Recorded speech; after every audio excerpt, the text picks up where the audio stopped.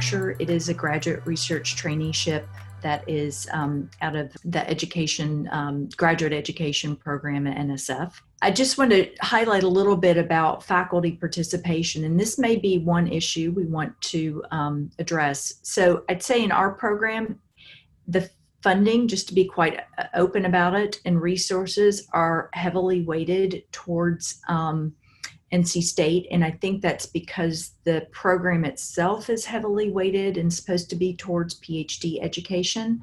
Central does not offer PhDs. They offer Masters of Science, MS degrees. I think that's a little bit of the weighting and just size of the institution. But the main faculty involved with this program have been myself, a co-director here, Brian Rich, in statistics, Caesar at Central, and then we have a program coordinator who is a PhD chemist, but had a lot of interest and background actually in graduate mentorship and education before she joined us, and she's been really crucial to help keep the ties and communications across the two institutions. Then we have a lot of faculty in MSc is Material Science and Engineering, physics, math, statistics, textiles engineering is TECS, chemistry, and then chem at NCCU. So one of the issues we dealt with is there is, I think, a little bit of imbalance in the scope of the number of participants on the faculty and the student side from both institutions. That's just a reality that I guess this particular program has had to deal with. But that ends up putting a lot of responsibility on two individual faculty at Central. We have, over the last year, started to try to bridge out and interact with other faculty at Central as we've gotten to know them and understand that their professional interests may align with what we're doing. So we have, I think, nucleated some other interactions with faculty at Central that hopefully will lead to other types of collaboration. As I mentioned before, the research theme of this NRT is bringing together people who make measurements of, let's say, atomic structure of materials, those faculty who are doing computational modeling, and faculty in math and statistics. Central has faculty research expertise in a couple of these areas, and as well we have a pretty broad expertise at Central. And because of that background and existing relationships, as I mentioned before, that and Caesar highlighted, that really gave us the opportunity to go after this opportunity. So our overall goal is really focused on graduate training and learning how to train graduate students across interdisciplinary fields, but also across two institutions. So I think that just keeping in mind that this grant is not so much about the scientific research on material science, but more on how you train graduate students in this area. A big focus has been to promote and enhance diversity. And we've been trying a lot of things and learning about how to best promote the interactions between our two universities and to leverage that unique relationship to help both institutions with their recruiting of students and in the diversity of those student bodies. And then ultimately, we want to educate pioneers and leaders in interdisciplinary research who understand the difficulties, quite frankly, of working across multiple disciplinary boundaries and what the challenges are associated with that. So this is the overall structure. So the traineeship is, part of it is curriculum, but I'd say a large part of it are co-curricular activities. We view all students, whether they are at NC State or Central, as trainees, and you are always welcome and encouraged to participate in all the events, regardless of which institution you come from. We have some events and seminars that are held, or were, I should say, held here on campus in Raleigh. We've had some seminars and events that were held in Durham at Central. So again, most, I think, just kind of weighting the size of the programs in both, that led to most of the programs being held in Raleigh at NC State. But we tried to be proportional and have our students and faculty travel to Central as well, just for the balance, but also gives us an opportunity to understand the climate and other opportunities at Central. So really, this is mainly a PhD program that is typically a 5-year program. What we've done with our collaboration with Central, since they are a master's granting degree program, have master's granting degree programs and not PhD, is that the master students there are hopefully feeding into a PhD program, perhaps here. And we've had some students do that. We've had some students go to other PhD programs like Howard. But the idea is to immerse them really within a PhD environment, even when they're pursuing a master's degree. And so that they understand what the transition is, not only from an undergraduate degree to a master's degree, but then what the transition and expectations are for completing a PhD. And our hypothesis was that by immersing them and really integrating the master's students with the PhD students, that they would have a much greater appreciation for what it really means to pursue a PhD and be gathering a lot of those skill sets along the way. Okay, and so this is just the overall structure of the program, where we designed it that it did not extend in any way the time to graduation for students, but that we designed it so that we had efficiencies and that PhD students could still graduate within a 5-year time frame. Okay, there's also a lot of mentoring and professional networking that we promote, which I think is healthy for all of the students.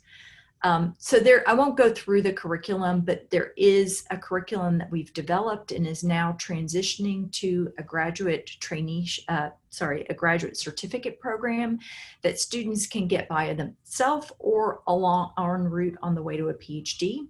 We have enough of these courses that are offered online, and we have course reciprocity with the other schools in North Carolina that a student in Central could also get this graduate certificate while pursuing their master's degree.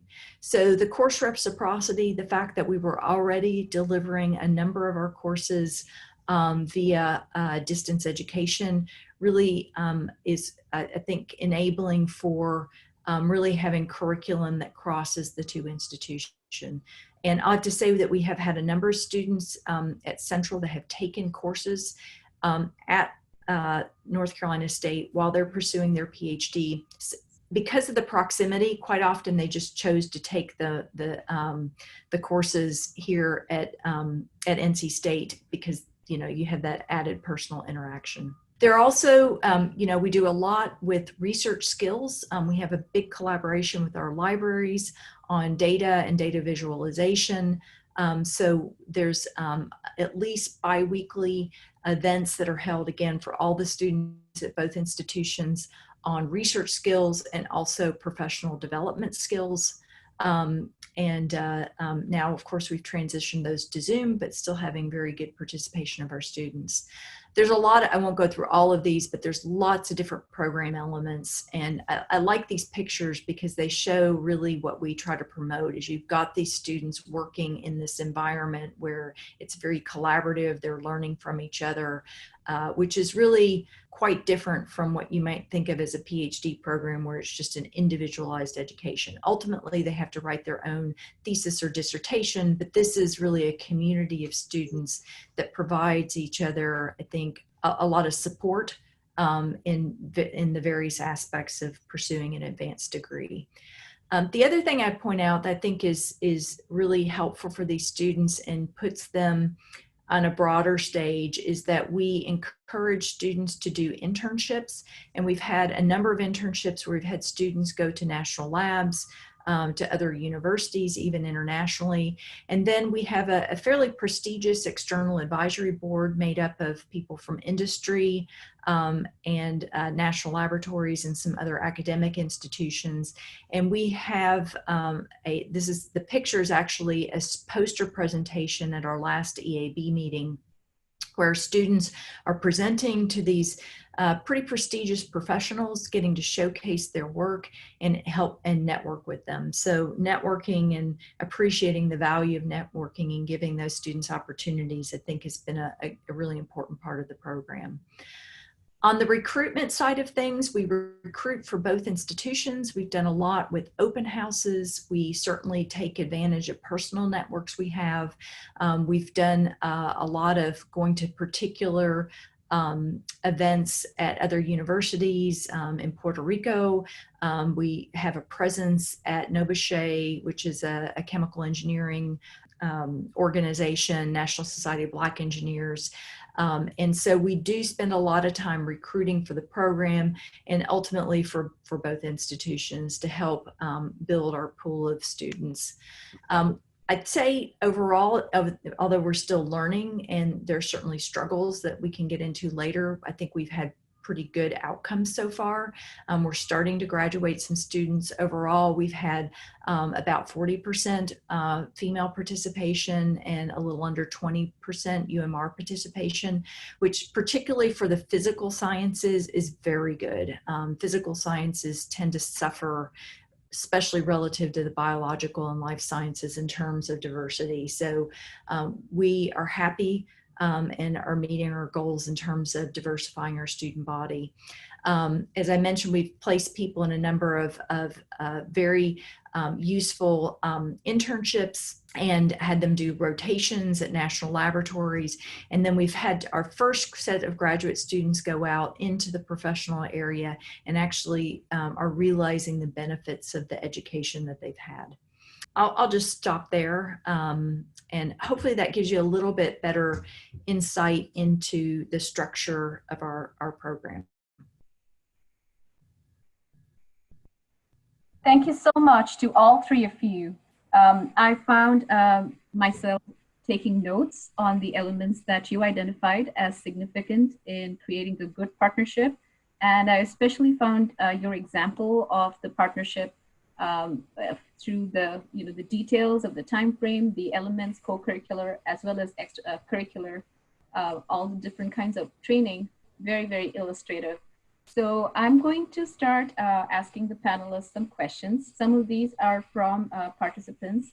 And because we just heard about this example of a partnership from you, Beth, I'm going to ask you a follow-up question from Dr. Catherine Stouffer. And she asked, how much of a problem was it for students from one institution to travel to the other? We have had major issues with undergrads in cross-institutional programs, especially in terms of cost and time of travel, even though we are in the same city and public transit is free. Mm-hmm, mm-hmm. So we initially, I think, tried to design things where it wasn't an expectation that there's a lot of travel.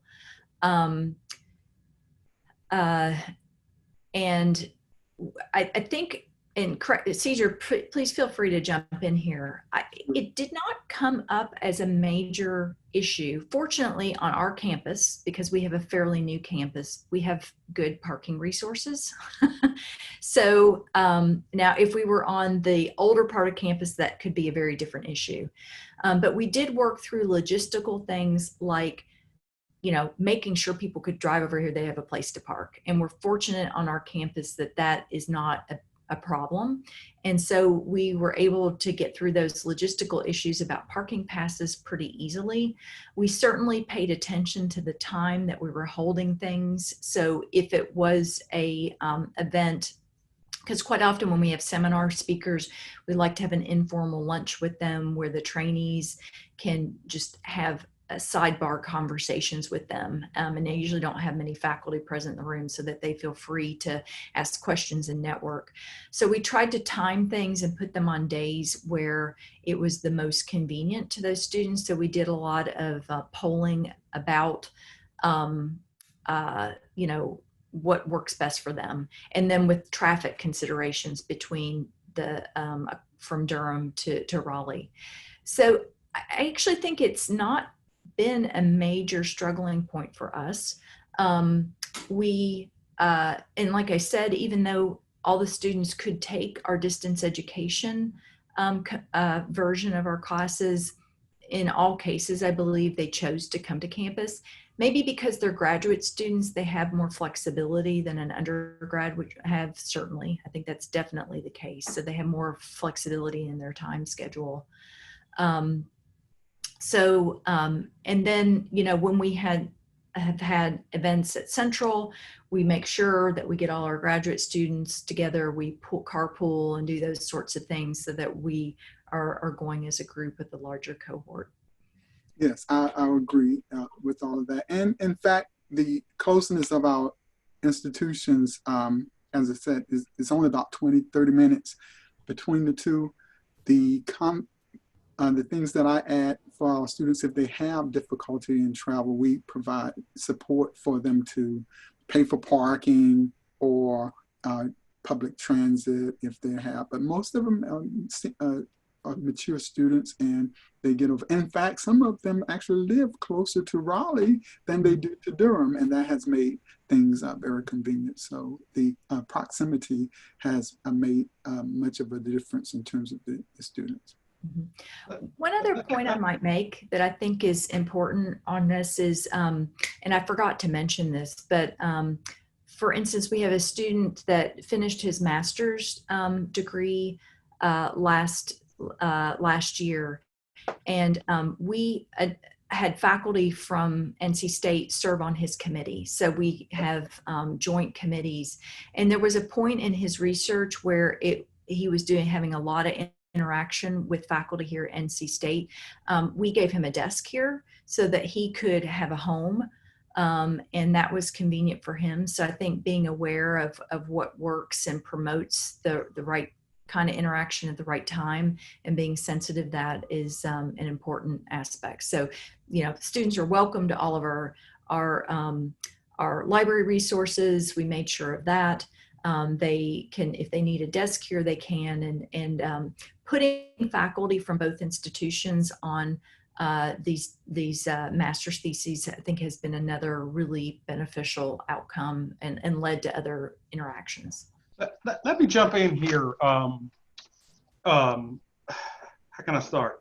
So there's differences between the universities. You got your theoretical and empirical frameworks like we've been discussing, and that's great.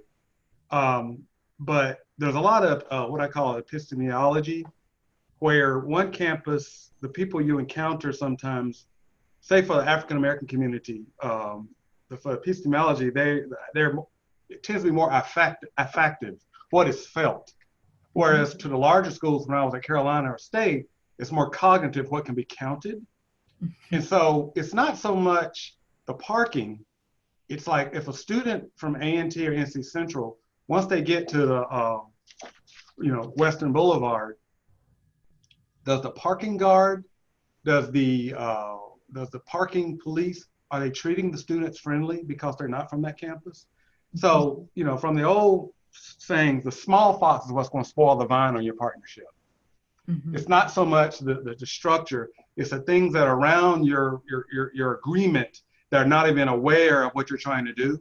And that one thing can turn the whole partnership where the students, if they don't feel welcome by those people who are already in your project. And so, Dr. Dickey's description is just wonderful. Her enthusiasm is just, wow. It's blowing me away. So I'm glad to learn about it. But I'll show you a certain example. NC Central doesn't like to be called Central because, right next door to on Western Boulevard is Central Prison. So they want to be called equal, like, and Dr. Dickey meant well. I'm not besmirching you, of course. I didn't know that. Yeah, see, that's the epistemology. And so, like you were saying, NC State, why not say NC Central to give them equal? Yeah. And I know what you meant. But see, that's the thing, and that's what things at Caesar, in the partnership. So those are the things I just want to talk about, is about the awareness, because things are empirical on paper, but that's why it's so hard, or it'd be done already. So I hope I'm not getting the conversation off track, but I'm just trying to show how things really work. Mm-hmm. Well, it does bring another point in my mind. I think one of the great opportunities that we have with this NRT is that we are required to have a program evaluator, an independent program evaluator, so out of our budget, and we work closely with this person. So there is a tremendous amount of evaluation that is done throughout the course of the program. And so our program evaluator knows every student in our program, and therefore is constantly getting feedback. Some we're looking for quantitative metrics, but she's also getting a lot of information that's more qualitative in nature. And she brings that to the leadership team so that we are aware of any issues, and so that we can develop ways to address them. So I think having a formal evaluation process so that you are continuously evaluating how students are doing and how they feel about the program is really important. The other important program element too is that our program evaluator is a part of a mentoring team. She is not their research advisor, so she plays a different role. And we have, so students have mentoring resources besides just the faculty who are teaching in classes or the faculty who are their really research advisor. There's another resource for mentoring that I think has been tremendously helpful. And as we've done evaluations, that comes out as actually one of the most important parts of the program in the student's mind.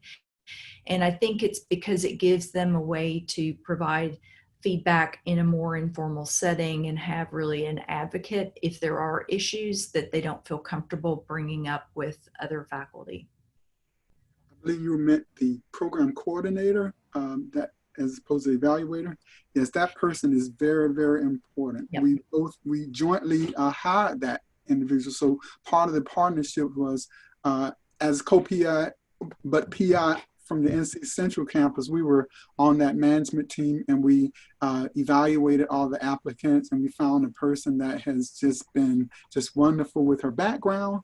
And it's important to build that bridge, and that gets to the effective aspects of things that Greg was talking about, because she is in the position where students come to her informally and present various issues that and she's also experienced enough to recognize issues that students might be experiencing just by observing how they engage and participate, and opens that.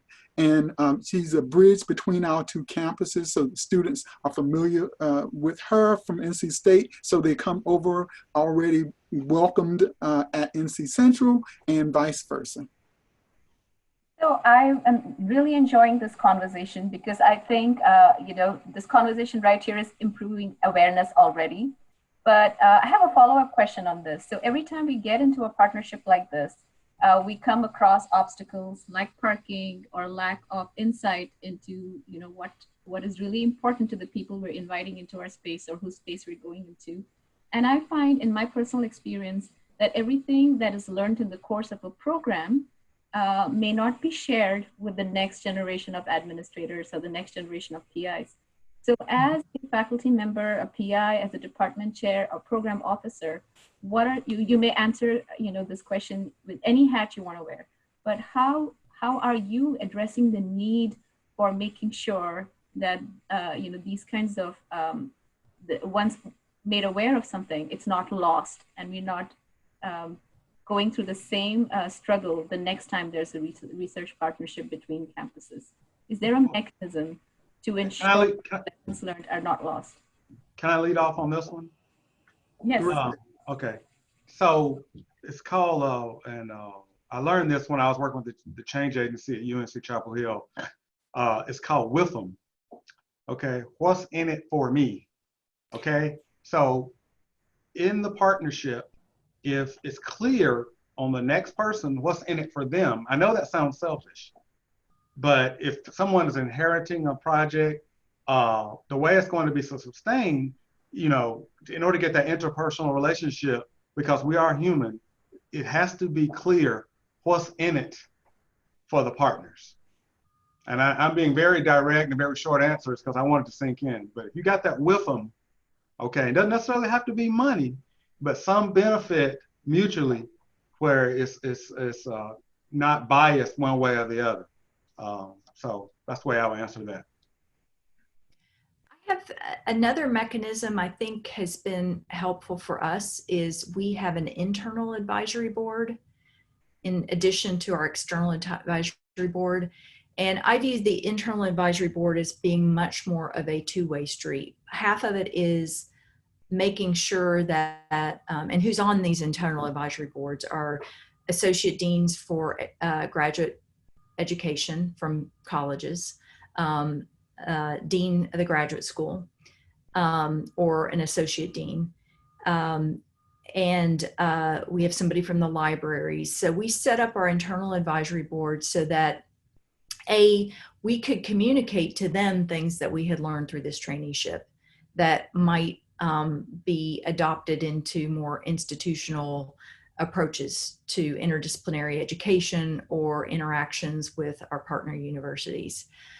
So I think that's been a good mechanism to inform other leaders across campus about what we're learning through this.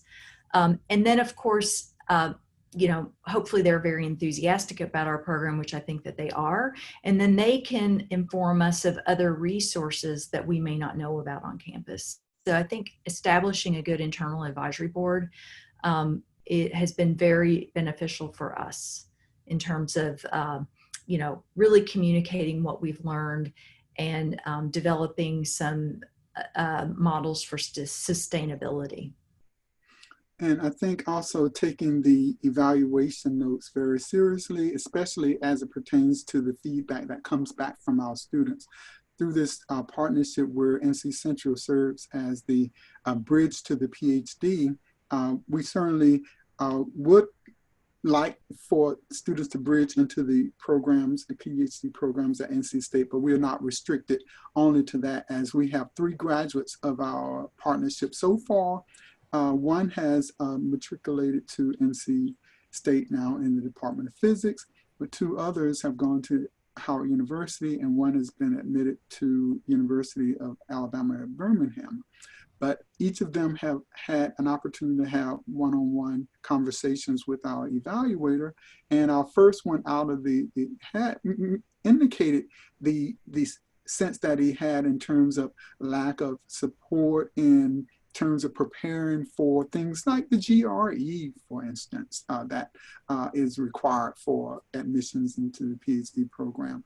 And so we put in place processes, resources to help the other students so that they can be better prepared to go forward. And then the students who have just graduated, we're staying in touch with them as they matriculate to those institutions and trying to get feedback to see how they're adjusting. So I think definitely having that external evaluator to get those qualitative inputs that we take seriously has been very beneficial, and will carry over in terms of future partnerships and continuing the existing partnership. Well, one of the common things that I hear, and I know we'll get to the next question, is there's no way around socioeconomics. And socioeconomics is highly tied, as we all know, is tied to educational preparedness. And one of the things that, one of the black magic areas, or one of the things you have to watch out for is the Research One University insulting a student from the HBCU if they haven't been exposed to a certain technique or lab method. The student is unprepared. And they have to be aware that the student's coming from a different social background. That doesn't say anything about how they can catch up and get on board to be as equal to students that faculty member at the Research One is used to getting, who a lot of times comes from a very affluent background. And that's a very common refrain that I see. I'm not saying send students who have no exposure, but sometimes the faculty at the Research One, they're pretty much wanting to have roll the ball out to all Michael Jordans. And that's a problem. Mm-hmm. I'm going to piggyback on that comment because it touches on something I hear from my students at Spelman College very often. And Spelman, for those of you who don't know, is a historically Black women's college in Atlanta. Very often my students come back and they report that it's assumed that they don't know certain techniques when they go into a lab, and it's assumed that they do not have capability to conduct certain research projects on par with their peers from other institutions.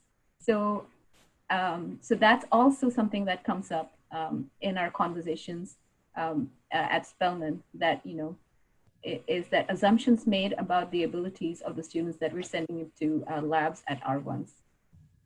But I was going to actually follow up on all of this knowledge that you have as from the benefit of being an experienced PI, a chair, and an NSF program officer. So I have a question from one of the participants. It happens to be Jory, and I had the same one myself, as a matter of fact. And the question is, as senior faculty, what advice do you give to new faculty about how to respond and what factors to consider when approached by faculty at R1 universities to partner on NSF broader impact projects? What questions should they ask themselves, and what questions should they ask of the R1 partners? So, Greg, why don't you go first, since you're already up here? I'm very terse, so I won't be long. Choose your battles carefully. When a new faculty member comes to a department, often, not at Central NC State, of course, maybe only at A&T do we have departmental dynamics where they're teams and sometimes they compete. So you have to be careful to how, if you're a new faculty member, not to be associated with a certain family across campus, because we are humans, okay? And so therefore you can limit yourself if you become associated with a certain biased view. And so for a new faculty member, it's important that they get, and I know it's a finite amount of time with tenure and things like that, but have an open mind, build that network for yourself, using what's there. Get a good mentor. Just because you have somebody as a mentor, that doesn't mean good. So it's very careful, have a good mentor to how you want to set up your program so that you don't get implicitly biased against. I'd like to comment. So I believe that it's about relationship building. And for me as a new faculty member, in terms of partnering with other institutions, one of the focuses has been, where do my students go from their undergraduate degree to their graduate degree program if they're not going into industry?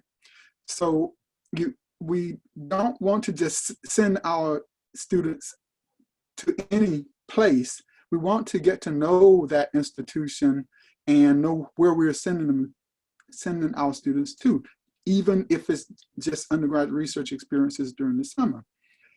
And I often thought that having the relationship built already, so that you know who those persons are on both sides, you know what kind of care or attention that your student is going to have when they get into that experience. Well, how do you get to that to begin with? Well, common interest in terms of research between the faculty members. Faculty members at NC Central, at NC State, at NC A&T are researchers, and there are some common interests that you have. You build those common relationships and once those are set, the students and further proposal writing opportunities just come natural. And it actually helps that your proposal will show an existing or a previous or an extended relationship between the campuses as well. And it won't look like it's just been thrown together at the last minute just to meet the broader impact. So I think the richness of establishing those relationships, and it may not be with that individual that you partner with. With Beth, for instance, we already had relationship with some of her other colleagues. And so this, as a natural thing, just made that relationship go on.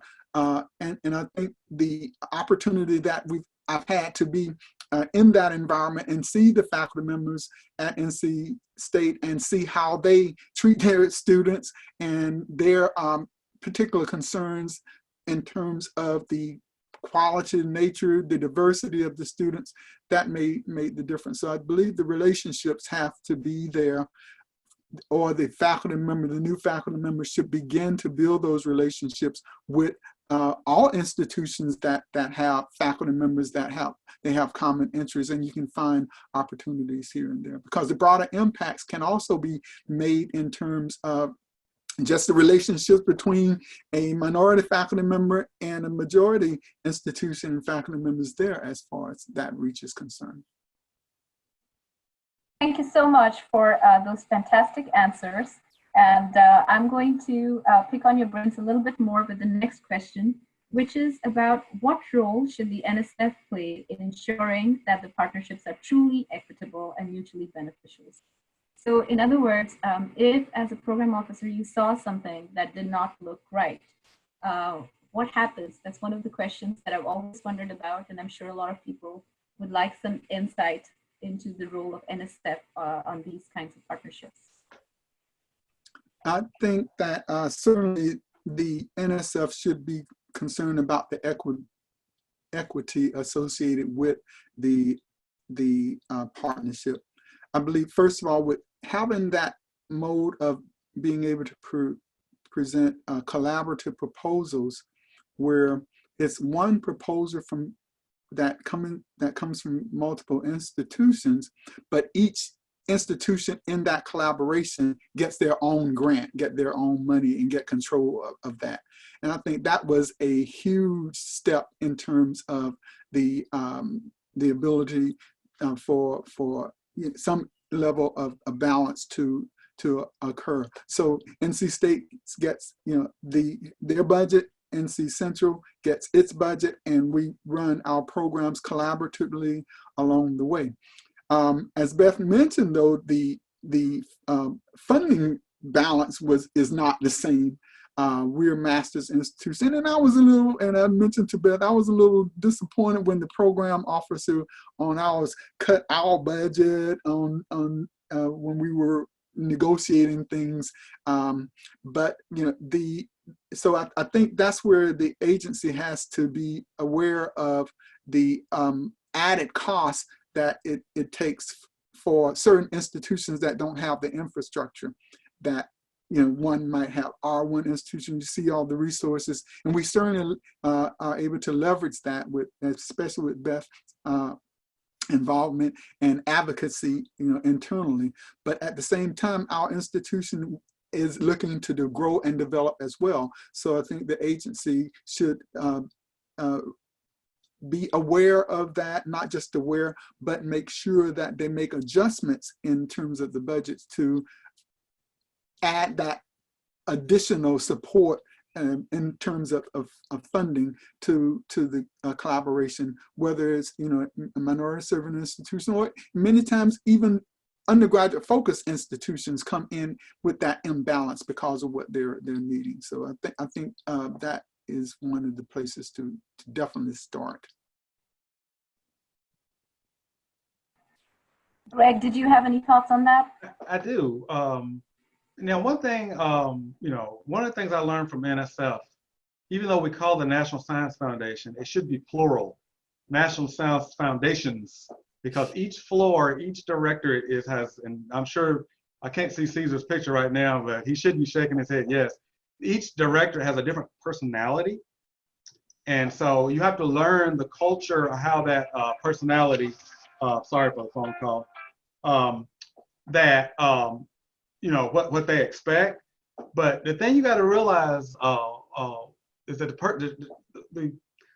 especially most of the rotators at NSF, they're just right off the street. They go from black chalkboard or whiteboard walking into Alexandria, Virginia. There's no magic room you go through to become more wise. So they bring all those implicit biases with them, okay?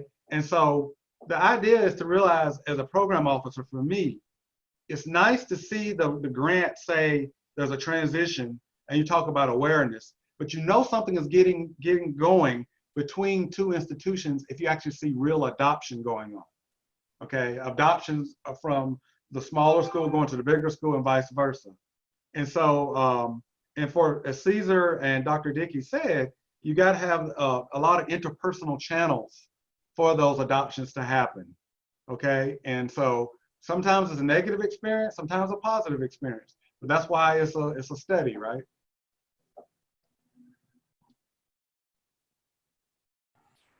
Those were really interesting points, to look for a balance in the way budget is allocated and to look for real adoptions in the two partners. And you're right, there is no magic guide that will, enable us to become unbiased or error-free people. I think it is trial and error. I have a very interesting question from one of our participants, and I will let whoever feels they want to answer it. And the question is from Dr. Tabitha Finch from Vermont Genetics Network. And the question is, can the panelists touch upon the minority tax and how to best be mindful of that when trying to form partnerships with MSIs or minority faculty? Could you repeat that first part? I didn't quite. So can the panelists touch upon the minority tax? The minority tax, that is the terminology that I am not familiar with. Could you? Me neither. So I thought it's something we should talk about, and maybe Dr. Finch can speak up if they're able. I mean, the only thing that I imagine is that from the standpoint of, well, Greg sort of mentioned, many of the minority serving institutions, as well as the individuals that are minority identified, are coming from a disparate background and already in an imbalance between resources and sometimes experiences and the like. So closing that gap, maybe in terms, if it were given a cost to be able to close that gap, might be what the questioner is asking. And from the minority serving institutions background, we carry that weight with blood, sweat, and tears by trying to fill those gaps for the students by our close attention to them, being conscious of them, trying to make sure we find resources, trying to create different pathways for them, and also trying to assure that they are well prepared within the framework of what we have to work with.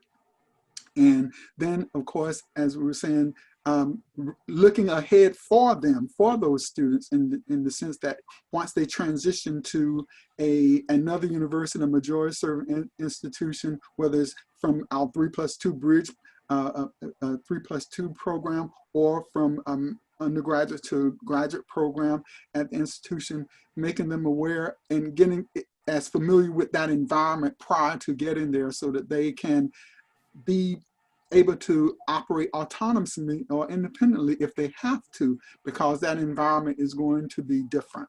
So I'm not sure if that addressed the questions but I think the gaps between the institutions being of different types is already a tax, so to speak, because of the mismatch in resources. And also sometimes the focus of the institution, as Greg has mentioned, are different.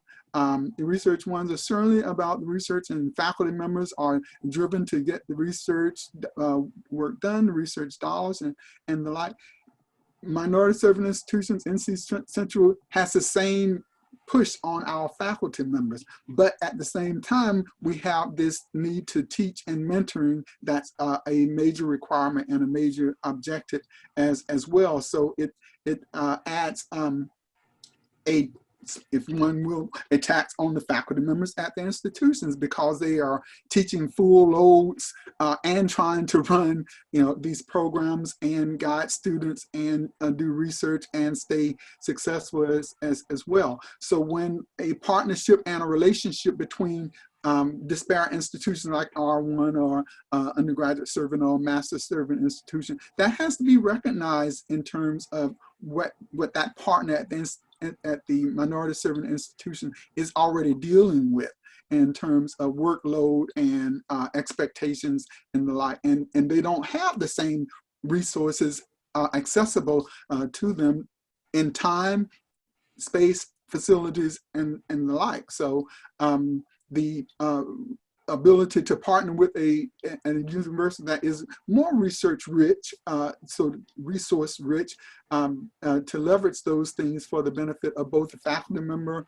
who's partnering with them as well as the students that are benefiting, I think helps to realize a balance. Well, it just makes things work a little bit better, a lot better, I should say.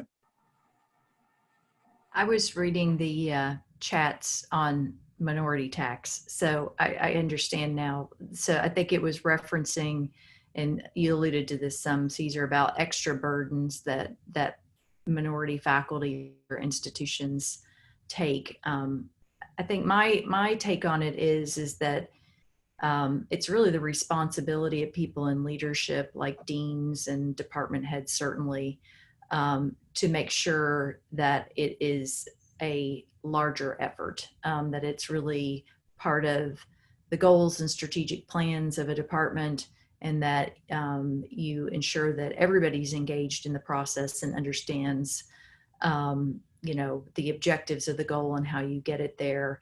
And I think even dealing with, in my discipline, female participation is, females are a minority as well. And it's easy for, I think, all of those responsibilities on recruiting and mentoring to get shifted to the people who are like the people you're trying to recruit and serve and mentor. But I think leadership has to help broaden that out and pull everybody into the cause. And even for faculty who are inclined to spend a lot of their time doing those things, you have to mentor them and have a balanced approach to their career so that they don't put too much time into it and not pay attention to the other parts of their career that are important for promotion. So I think that's really where you have to, hopefully when an institution's hiring leadership, that they're looking for somebody who appreciates these things and takes a more holistic approach to the to promoting diversity and supporting students. Just briefly, and that was a great answer, Dr. Dickey. One of the mental measuring sticks I use for partnerships for Research One and HBCU, I ask myself this question: could this person do this if you take away the money and they didn't have some personal rewards, whether if it looked good for diversity, would they just do it because it's in their DNA? And that's a hard plateau, of course, because you have to have money to support the students and this type of thing. But really, you can tell who would do it anyway if they had another means, if it wasn't just about personal rewards.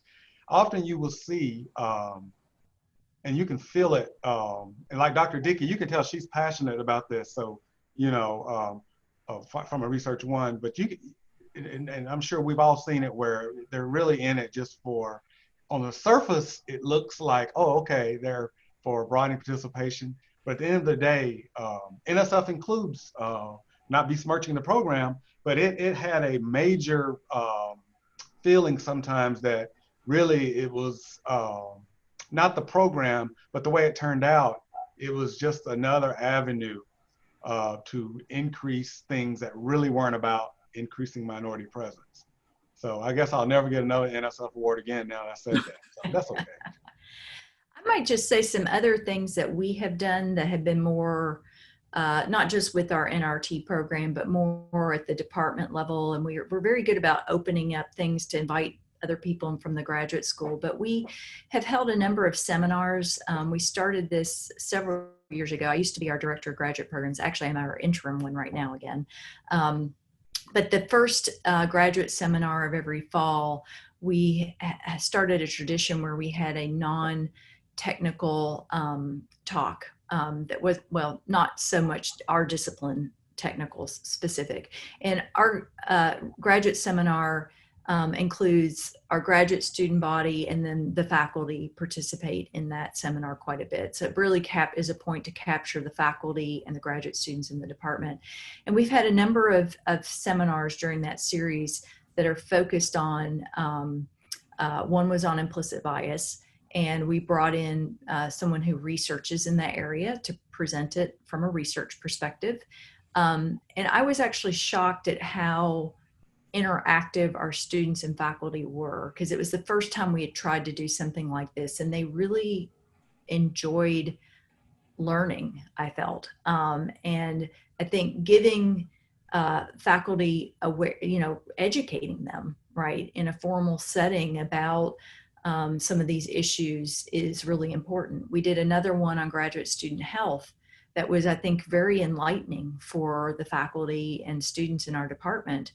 And again, we brought someone in who had been doing research in that area. And so it was a really good balance of very factual information with some anecdotal things as well. And I think, not assuming that everybody knows all these things already, but presenting it in a forum where we're all educating ourselves, I think has brought a lot more understanding from our faculty and graduate students, and then willingness and actually wanting to participate after they, analyze the issue and understand it better. I think by making them more informed and educated about problems, issues, and possible solutions, they feel, I think, more comfortable and enabled to participate in some of the ongoing activities that we have. I have a question from several participants who would like to know if, the wisdom of the do's and don'ts of partnerships with MSI and R-1s has been crystallized in some sort of a white paper or a website at NSF or other places. So I'll let whoever has any information about this take it. So I got this a couple of times from different people, and I would like to know if you know of a resource that exists. I might be able to share the one that I use at the end, but it's actually a peer-reviewed paper, and it's not like an NSF document or a white paper. But I'd love to hear from the panelists what if they know of resources for people who want to educate themselves. As we've presented at various conferences, I guess the last one was the ASEE, Beth, where that was presented, and I don't know if that was, the proceedings were published or not. Yeah, there is a published proceedings. So we've thought about this issue about, there's several, our focus has been really on bridge to PhD. That's been a major focus of our NRT. And there are other very successful and notable bridge programs, like the one out of Fisk and Vanderbilt. And we actually have a goal and have not implemented this yet. If there's anybody on the call that wants to participate on this, is to try to get the people who have been involved in these bridge programs together and pull our data, because we're dealing with so few numbers of students, right, in any one program that you don't have a lot of statistics. So we do have a desire, and it's on our plan for this next year, to reach out to other similar kind of bridge to PhD programs and partnerships between minority serving institutions and R1 institutions to see if we can either have a workshop type event sponsored where we're learning from each other and seeing where we do have more common understanding, and then hopefully that would develop into a resource for the broader community. So if anybody's on the call is interested in that, let me know, because we'd like to bring the community together. Could you possibly put your email in the chat, so if someone wants to be efficient and contact you about their interest, they could do so right away? There's a name that I was quickly going through my emails. I'm having a lunchtime brain loss here, but he's a researcher at University of Northern Arizona. He's an evaluator, and he's written a lot on this issue, especially some of the more affective and the glue between the new. you know, he's written a lot on this, and I can't remember his name. I can't remember. He's at Northern Arizona, but he would be very good at answering a lot of the questions that we're talking about today. Mm-hmm. And I know the hour is running long, so I want to get one point across, and I left it out. It's the T word. What you want to do is avoid tokenism. Tokenism, meaning that, you know, you bring the one minority student in because it makes the program look viable, but in reality, it's not moving the needle much. And sometimes that happens. But like I said in my previous comment, some people are playing the game, but they don't believe in it. And for at minority institutions, we need people to play the game and believe in it. So avoiding the tokenism of having that one student just so it fulfills the requirements of NSF or NIH. That is an amazing way to put it. You know, playing the game and not believing in it. That's a beautiful way to summarize the experience the faculty have at minority institutions. And I was wondering at the beginning. So we've been talking about all the the do's of how to form these partnerships, and we have just alluded to the don'ts in a nutshell. And Greg's point makes me follow up on something that Dr. Jackson said at the beginning, which was an illustration of an inequitable relationship. So what does it look like when there is tokenism? What does an inequitable relationship look like, aside from an imbalance in the budget, a student not feeling welcome, or a student not feeling respected? Are there other illustrations of what it looks like from your perspective?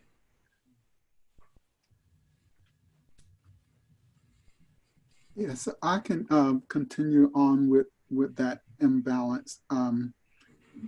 Even within our UNC system, we have faculty members who actually settle for less. I mean, from our campus, when they partner, they've settled for less, really didn't ask. And maybe that's those faculty members' inexperience in terms of what that does. It may look big in the environment at the HBCU that they have the partnership and that they have these grant money. But when you do look at what their contribution to the project is, or their involvement in the project, and certainly the budget, you can't underestimate that, it certainly is not a successful partnership. It's self-serving for that individual many times, but it's not a true partnership, and is not focused on benefiting beyond that faculty members to the students and the curriculum, and even the two institutions, because there's a missed opportunity in terms of how both institutions can grow and be raised in terms of the outcomes of the results that could come out of building a partnership, from the intellectual products that come, as well as the growth in the academic programs and the growth of the faculty members as well. So I think the imbalances show up in places in terms of not having equal intellectual engagement and participation in the research components, for instance, if that's the relationship. Imbalance in terms of the academic programming that is there to benefit the students, if that's not equitable. And I look at our 3+2 program and also the bridge program, you can see where our master's students are melded into the PhD track in a natural way. It was not a forced fit. We took a lot of time to understand both academic environments and programming environments and expectations, so that when we brought the two together so that our students can actually move through, it would be as seamless as possible and not unusual in terms of the expectations that our students would be experiencing in going from one environment to the other. So that, I think, is some of the don'ts that need to be kind of focused on. Thank you so much for that answer. to, and a caution not to settle. I'm getting so much good information that I want to summarize because we have a few more seconds. I want to start by thanking all the panelists and all the excellent questions I got by email, some of which I could not get to. Pay attention to what's in the chat, but if nothing else, I hope you remember to, the points made by our panelists, that it's a systems approach. It takes time. See if the person is just playing the game that they don't believe. Ask yourself if people are settling, and see what the leadership, the evaluators, the deans are doing, what roles they're playing, and what role NSF is playing in this creating meaningful partnership for the end result of really removing inequities in our system. Thank you so much. Everybody stay safe and enjoy the rest of the conference. Thank you once again. Thank you. Thank you. Thank you. Already. Special thanks to Jory for putting together this really, really diverse panel. Have a great day, everybody.